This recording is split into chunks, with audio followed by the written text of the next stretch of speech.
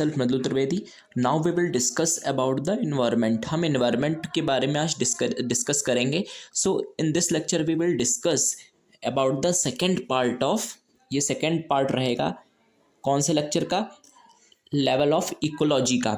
So level of ecology में हमने कहाँ तक डिस्कस किया था, 3 लेवल्स के बारे में हमने डिस्कशन किया था। आज हम 4th लेवल, 5th लेवल और 6th और हमारा लास्ट लेवल जो कि इकोलॉजी का है उसके बारे में हम डिस्कशन करेंगे। सो फर्स्ट लेवल इज, हमने फर्स्ट लेवल डिस्कशन किया था ऑर्गेनिज्म के बारे में। तो ऑर्गेनिज्म का मतलब क्या होता है वो हमने डिस्कस कर लिया था।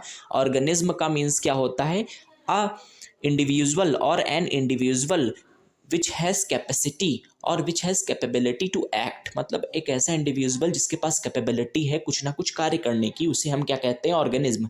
Second one is population. So population में हमने बताया था कि same species in A defined area, एक डिफाइंड एरिया में सेम स्पेसीज की जब गणना की बात होगी तो हम उसे क्या कहेंगे, पॉपुलेशन। और फिर होता है community. Community third level of ecology है। कम्युनिटी का मीन्स क्या होता है कि पॉपुलेशन ऑफ ऑल, यानी कि population of humans, population of plant, population of animals, इन सब की बात जब हो तो कम्युनिटी होगी। और 4th लेवल ऑफ इकोलॉजी क्या होता है, इकोसिस्टम। अब इकोसिस्टम का मीन्स क्या होता है, इट इज़ द फंक्शनल, इसकी डेफिनेशन क्या है इकोसिस्टम की, it is a functional and structural unit of the environment. और इन्वायरमेंट मतलब living and non living things, मतलब नॉन लिविंग थिंग और लिविंग थिंग, इनकी जो स्ट्रक्चरल, मतलब इनके जो भी स्ट्रक्चर वगैरह है, इन सबसे संबंधित जो भी बातें हैं, और प्लस फंक्शनल, मतलब ये फंक्शन क्या करते हैं, कार्य क्या करते हैं, इन सब के बारे में जब हम स्टडी करेंगे तो हम जब इन सब के बारे में हम जानेंगे तो क्या होगा, वो हम कहाँ पे देखेंगे, इकोसिस्टम में।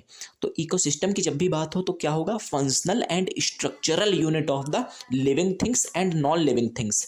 नॉन लिविंग थिंग्स या लिविंग थिंग्स, इनका स्ट्रक्चर कैसा है ये हम पढ़ेंगे स्ट्रक्चरल फैक्टर में। और इनका क्या फंक्शनल यूनिट, यानी कि ये फंक्शन कैसे करते हैं, इन सब के बारे में जब हम स्टडी करेंगे तो वो क्या होगा, इकोसिस्टम में हम स्टडी करेंगे तो वो इन फंक्शनल यूनिट और स्ट्रक्चरल यूनिट जो है उन दोनों के बारे में हम स्टडी करेंगे। कहाँ पे, इकोसिस्टम में। लेकिन किसकी स्टडी करेंगे, तो non living and living element जो हैं उनकी फंक्शनल एंड स्ट्रक्चरल यूनिट के बारे में हम डिस्कशन करेंगे।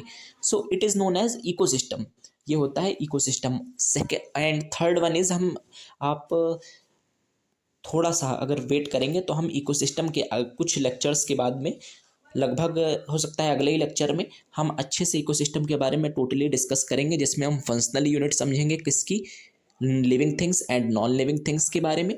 फिर हम स्ट्रक्चरल यूनिट भी देखेंगे इकोलॉजी में, इकोसिस्टम की। सो हम अच्छे से डिस्कशन करेंगे, ब्रीफली अच्छे से हम डिस्कस करेंगे अबाउट द इकोसिस्टम।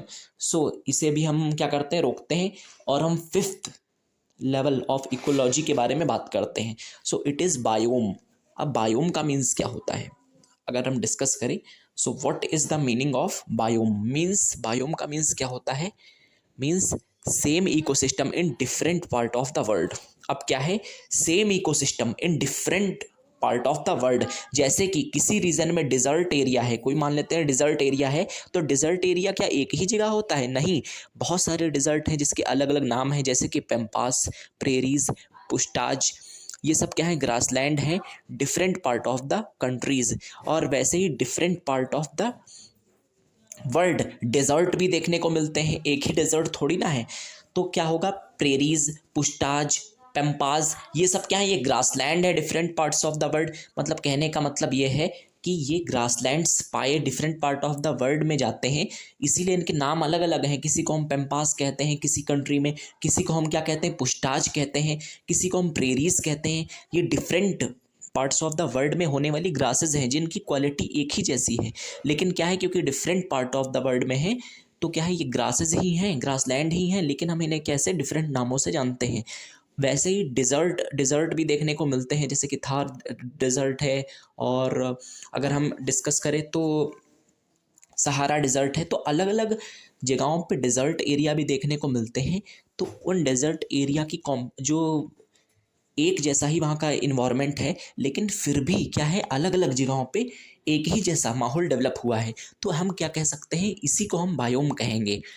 बायोम का मीन्स आपको समझ में आया होगा, same ecosystem in different part of the world is known as biome. Third one is biosphere. अब बायोस्फीयर का मीनिंग क्या होता है?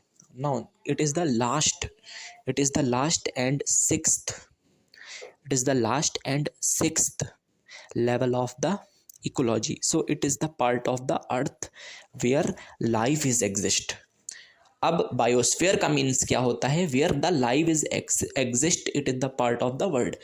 कहने का मीन्स ये है कि बायोस्फीयर एक ऐसा रीजन होता है, it is the part of the world where the life is exist, मतलब ऐसी हमारी दुनिया का ऐसा पार्ट जहाँ पे लाइफ एग्जिस्ट करती है। तो लाइफ कहाँ पे एग्जिस्ट करती है? अगर हम बात करें लाइफ कहाँ पे एग्जिस्ट करती है, सो अगर हम इसको इन्वायरमेंट या ज्योग्राफी के पर्सपेक्टिव से देखें कि लाइफ कहाँ पे एग्जिस्ट करती है, सो अप्रॉक्सीमेटली 20 किलोमीटर थिक, लगभग 20 kilometre thick and 500 metre below the surface of the ocean क्या करती है? लाइफ एग्जिस्ट करती है। And 6 feet above from the sea level life can easily exist. जो लाइफ है वो क्या करती है? ईजिली एग्जिस्ट कर सकती है इन 3, ये जो मैंने बताया 3 कि क्या होना चाहिए, approximately 20 kilometre thick and 500 metre below the surface of the ocean life exist कर सकती है, और ये सारे फैक्टर्स मैच होने चाहिए। And 6 feet above from the sea level life can easily exist. This region is known as biosphere. इस region को हम क्या कहेंगे? बायोस्फीयर कहेंगे। तो उम्मीद है आपको different level of the ecology समझ में आया होगा। Thank you.